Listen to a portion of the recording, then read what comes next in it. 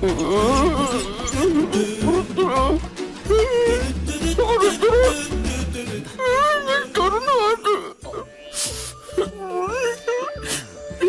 നീ ഇഞ്ചപ്പരുവാക്കല്ലടാ.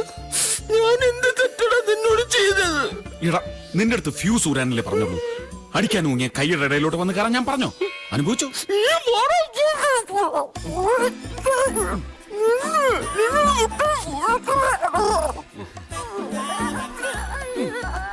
എന്താ സാറേ, എന്ത് വേണമെന്നാ ചോദിച്ചത്? പൊറോട്ട ഇറച്ചിയും വേണോന്ന്. നമ്മൾ ഇതിലേ കൊടുക്കും. പാവം. അതെ, അസുഖമെല്ലാം മാറിയിട്ട് വാങ്ങി തരൂട്ടാ.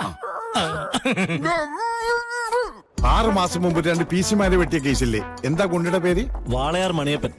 മണിയപ്പൻ. അവൻ ഇപ്പോഴും പോലീസിന്റെ കണ്ണുവെട്ടിച്ചടക്കാണ്.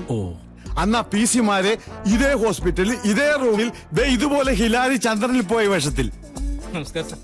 ഇതിലേതാ ഇത് തന്നെയാണ് സാർ, ഇത് തന്നെയാണ്. ഈ ശബ്ദം ഞാൻ ഓർക്കുന്നു. പണ്ട് വാളയാർ മണിയപ്പന്റെ അടിവയറ്റിൽ ഞാൻ മുട്ടുകാലി കയറ്റിയപ്പോൾ. കരയണ്ട, നിങ്ങളെ മണിയപ്പന്റെ കാര്യം പറഞ്ഞു. അപ്പൊ ഇതോ വരന്റെ കൂട്ടുകാരനാണ് സാർ. ഇവന്റെ ശബ്ദം എങ്ങനാ? ഇതിനേക്കാൾ കുറച്ച് മുറിഞ്ഞു പോകും. എങ്കിൽ കൂട്ടുകാരന്റെ മൊഴി ആദ്യം എടുക്കാം. അയ്യോ സാർ, രണ്ടുപേരും വളരെ അവശ നിലയിലാണ്. ഈ ഒരു അവസ്ഥയിൽ ഒരു മൊഴിയെടുപ്പ് വേണോ? എടാ, ഡെഡ് ബോഡിയുടെ മൊഴിയെടുക്കുന്നവനാണ് പുതുവാള്. വെറുതെ നീ പോയി ആ രോഗിയുടെ മലോടുക്കട പോടാ. ഇവളൊരു മലേഷ്യക്കാണ്.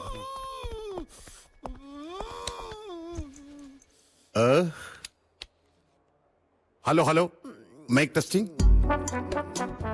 എന്താ പേര്? പുൽപ്പരാജ് എന്നാണ് സാർ. നിന്നോട് ചോദിച്ചില്ല. ആക്രമണം നടക്കുമ്പോൾ എത്ര മണിയായിട്ടുണ്ടാവും?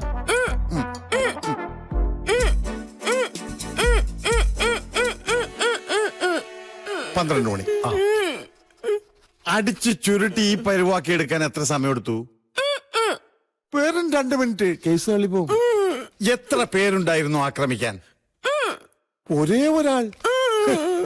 ആട്ടെ, ആളുടെ രൂപം എങ്ങനെ? കുള്ളനാണോ അല്ലെങ്കിൽ എത്ര അടി പൊക്കമുണ്ട്? 6 അടി കാണും. ഒരു 2 ഇഞ്ചും കൂടി ചേർത്തു. ആളെ കണ്ടാൽ തിരിച്ചറിയോ? സെന്റിമെന്റ്സാ. വളരെ അടുപ്പമുള്ള ആളാ. നമുക്കൊന്നും ചെയ്യാനും പറ്റില്ല. PC ഇൻവെസ്റ്റിഗേഷൻ നടക്കുമ്പോ ഇവിടെ കഴിക്കാൻ ഫ്രൂട്ട്സ് ഒന്നും വാങ്ങിയിരിപ്പില്ലേ? വെറുതെ അല്ലടാ 2 മിനിറ്റ് കൊണ്ട് നിന്റെ മോന്ത ഇതുപോലെ ആക്കിയത്.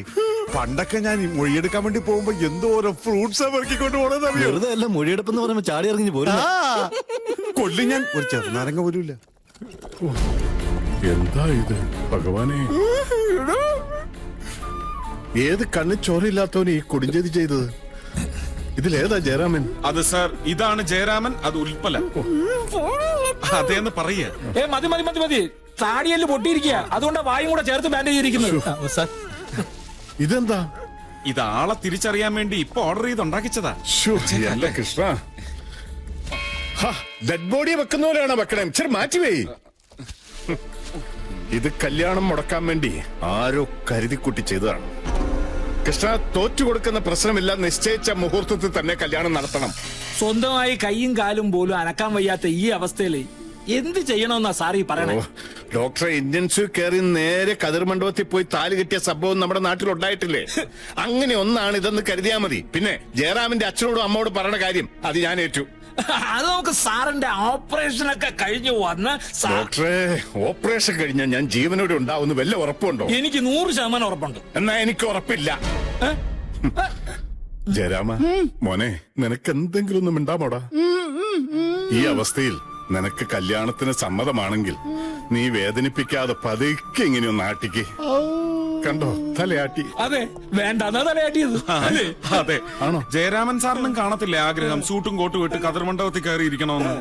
കല്യാണം എന്നൊക്കെ പറയുന്നത് ഒരാളുടെ ജീവിതത്തിൽ ആകെ ഒരു തവണയല്ലേ ഉണ്ടാവൂ. വന്നേ, എന്റെ മുറിയിൽ പോയി വിശ്രമിക്കാം. നിർത്തിക്കേ. എന്നാ മോനെ, ദേ വീണ്ടും ആട്ടി. കണ്ടോ, അവന് സമ്മതമാണ്. ഇനി ആരെന്ത് പറഞ്ഞാലും ശരി, ഒക്ടോബർ 2-ാം തീയതി ജയരാമൻ എന്റെ മോളുടെ കഴുത്തിൽ താലി കെട്ടിയിരിക്കും.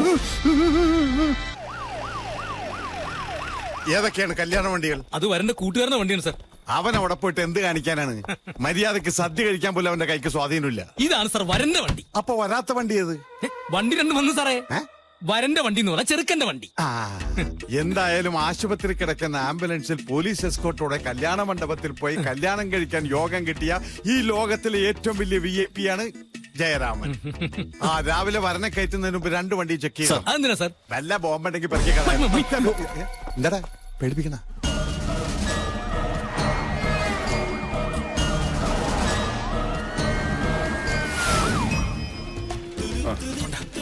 മോനെ ഇതെന്താ? അല്ല, ഇത് 2 ബോഡിയാണല്ലോ. അപ്പൊ വരന്റെ ബോഡി ഏതാണെന്ന് തിരിച്ചറിയാനുള്ളതോ? ആ പതുക്കെ പതുക്കെ. ജയരാമ മോനെ, ഇങ്ങോട്ട്. ദേ ചെറുക്കന് കൂട്ടരൊക്കെ എത്തിക്കഴിഞ്ഞോട്ടോ.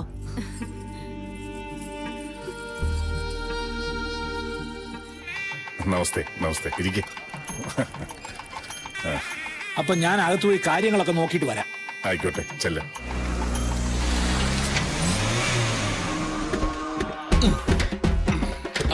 എവിടെയാടാ എന്റെ മകൻ മണിയപ്പൻ?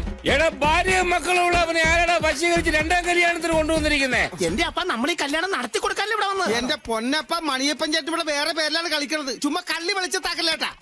അത് മേടിച്ചടാ. രണ്ടെണ്ണം അടിച്ചു കഴിഞ്ഞാൽ അപ്പൊ മൊത്തം തലതിരുവാ. നിസാര പാർട്ടിക്കാരിലെ പെണ്ണിന്റെ ആൾക്കാര് അമേരിക്കക്കാരാ. പെണ്ണിന്റെ ഒറ്റ നിർബന്ധക്കാരോട് പ്ലാസ്റ്റിയുടെ നിലയെ പോലും അവളുടെ ഒപ്പം കല്യാണത്തിന് സമ്മതിച്ചത്. ഇതൊന്നും നടന്നു കിട്ടിയ അപ്പനും മക്കൾക്കും കൂടെ അമേരിക്ക പോയി പൂന്ത് വിളയാനാപ്പ. പെണ്ണിന്റെ അപ്പനോട്ടൊരു പണി കൊടുത്താലോ? നശിപ്പിച്ച് ഇവിടെ കിടന്ന് ബഹളം ഉണ്ടാക്കി കല്യാണം മുടക്കരുത്. താലികെട്ട് രജിസ്റ്ററിൽ ഒപ്പുവെച്ച് കഴിഞ്ഞാൽ അപ്പ കാണിക്കാൻ നമ്മുടെ തനി സ്വഭാവം. അതെ. ഓ എന്റെ ദൈവമേ, എന്റെ കാലിത്തൊട്ട് അനുഗ്രഹമാകാതെ എങ്ങനെയാണ് അവൻ താലി കെട്ടാൻ വന്നിരിക്കുന്നത്? അപ്പൻ അവനെ ഒന്ന് അനുഗ്രഹിക്കണം, അത്രയല്ലേ ഉള്ളൂ. ഇങ്ങോട്ട് വന്നേപ്പാ. ഇതിൽ ഏതായിരിക്കും പെണ്ണ്? എന്തൊരു ഐശ്വര്യ റോയി. കണ്ണ് വെക്കല്ലേ അപ്പ. ചേട്ടത്തി പൊക്കോ, ചേട്ടത്തി പൊക്കോ. വിശദമായിട്ട് പിന്നെ പരിചയപ്പെടാം. അതെ, കെട്ടിയൊന്ന് വീട്ടിൽ കൊണ്ടുവന്നോട്ടെ. ഞാൻ കളിയാക്കി കൊല്ലും. അങ്ങനല്ല അപ്പ, ഇങ്ങനെ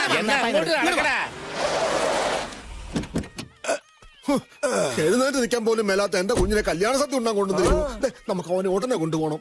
സദ്യ വിട്ടിട്ട് ഉണ്ടായാ പോരെ? പോരാ, ഉടനെ കൊണ്ടുപോകണം. കാര്യങ്ങളൊക്കെ ഞങ്ങൾ ഏറ്റു. പക്ഷെ കിലോയ്ക്ക് 10 രൂപ ഞങ്ങൾക്ക് കൂലി തരണം. കാര്യം കണ്ടിട്ട് ഒരു ഞഞ്ഞാ വർത്താനം പറയരുത്. 1 രൂപ കുറച്ച് തന്നാ പോരെ? ഫിക്സഡ് റേറ്റാ. മൂടി ഞാൻ പോരാ. മുതലാളി ആളെ കാണിച്ചു വന്നാൽ ചുമക്കനാരി ഞങ്ങള് വന്ന്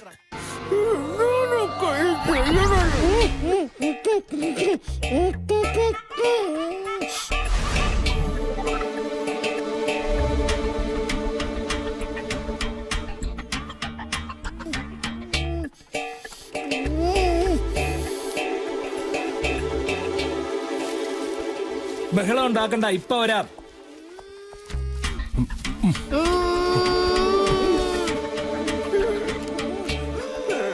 നിന്റെ ബഹളം ഞാൻ ഇപ്പൊ അവസാനിപ്പിച്ചു തരാം. ഭഗവാനെ, എല്ലാം മംഗളായിട്ട് കലാശിക്കണേ. കുറെ നാളെ തല്ലുകൊണ്ടിട്ട് ഇതുവരെ കല്യാണം ചെറുക്കനെ ഒരുക്കി കഴിഞ്ഞില്ലേ? നിങ്ങളൊക്കെ ആരാ? ഞങ്ങൾ ഈ കിടക്കുന്ന ആളിന് വേണ്ടപ്പെട്ട ആൾക്കാരൊക്കെ തന്നെയാണ്. നിങ്ങൾ എല്ലാവരും പുറത്തു വയ്ക്കാം, ബാക്കിയെല്ലാം ഞങ്ങൾ വയ്ക്കാം. അത് പറ്റില്ലേ, ഇപ്പൊ തന്നെ സമയമായി. കല്യാണ ചെറുക്കനെ അവിടെ കൊണ്ട് എത്തിക്കണം, മണ്ഡപത്തിൽ. ഒരു കാര്യം ചെയ്യ വൈദ്യരെ, ഇതൊക്കെ ഞങ്ങൾ ചെയ്തോളാം. വൈദ്യര് പുറത്തോട്ട് അത് പോ. പറ്റില്ല. ആള് മാറിപ്പോകും. ആ മാല ഇട്ടിരിക്കുന്നതാണ് മാല. ആ മാല. കൊച്ചു പോണ്ട കേട്ടോ. എന്നാ പൊയ്ക്കോ, പിന്നെ കാണാം. എന്റെ പൊന്നു പോളെ എന്റെ മോനെ, എന്തൊരു കിടപ്പാടാ ഇത്. നിന്റെ കിടപ്പ് അപ്പന് സഹിക്കുന്നില്ലടാ. തലേ വെച്ചാൽ ഉറുമ്പരിക്കും. മിണ്ടാതിരിക്കാമോ? ഒരു പദം പറച്ചില്. ഇന്നലെ വന്ന കാര്യം നടക്കട്ടെ. അപ്പനങ്ങൾ അനുഗ്രഹിക്കും. എന്നെ അനുഗ്രഹിക്കും മകനെ. ഓ അപ്പ അനുഗ്രഹം മേടിക്കാനല്ല പറഞ്ഞ, കൊടുക്കാനാ പറഞ്ഞത്. അങ്ങനെയാണെങ്കിൽ ഒരു കാര്യം ചെയ്യും, അവനെടുത്ത് എന്നെ കാൽച്ചോട്ടിലോട്ട് കിടത്ത. ഈ അപ്പൻ എന്തൊരു മണ്ടന. അതിന് എളുപ്പം അപ്പന്റെ ചട്ടുകാലെടുത്ത് ഇവന്റെ കയ്യിലേക്ക് പിടിപ്പിച്ച. എന്നൊരു കാര്യം ചെയ്, എന്നെ എടുത്തോ, എന്നെ എടുത്തോ, എടുത്തോടാ. എന്റെ അമ്മ അപ്പം പന പോലെ വീണു. മതി മതി മതി. ഇന്നപ്പ അനുഗ്രഹിക്ക് മകനെ. മരിക്കുന്നത് വരെ ഇതുപോലെ സുഖമായിട്ട് കിടക്കട്ടെ. ഇനി അപ്പനെ പൊക്കിക്കോടാ മക്കളെ. പിടിച്ചോ. എടാ, എന്റെ പൊന്നും കുടത്തിന്റെ തല എവിടെയാടാ മോനെ? മിണ്ടാതെ കിടക്കണേ ശവമേ. നല്ല മേക്കപ്പ്. എടാ, ഗെട്ടുമേളം തുടങ്ങി. ചെറുക്കനെ പൊക്കടാ.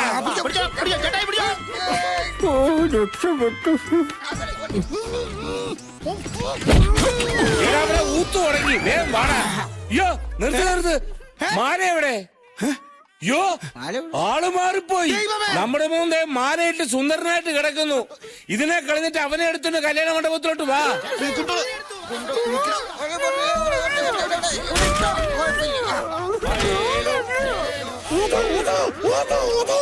അയ്യോ എന്റെ പൊന്നുമാരെ നിനക്ക് തന്നെ പറ്റതാടാ. അയ്യോ എന്തൊരു നീളം. എന്റെ മോൻ ഇത്ര നീളമില്ല. അതായിരിക്കും എന്നെ വീണ്ടും ആ ചാണാക്കുഴി കൊണ്ടുപോയതിന് വയറുകടിയാണെന്ന് കാണാൻ വേണ്ടത് ഇഷ്ടപ്പെട്ടു. അയ്യോ നിന്നോട് ആരാണ് അയച്ചത്? നോക്കി നിൽക്കാതെ പൊക്കനാ അവിടുന്ന്. അതെ മുതലാളി കൂടെ കരുതെന്ന് വിചാരിച്ച് ചുമട്ടുകൂലിന് 10 പൈസ കുറയ്ക്കൂല. പൊക്കടാ എന്റെ കുഞ്ഞിനെ. 1.5 കരിയുടെ വെയിറ്റ്. അങ്ങനെ മണിയപ്പൻ പാലക്കോട്ടേക്ക് പോയി രക്ഷപ്പെട്ടു. ഈ ഡെഡ്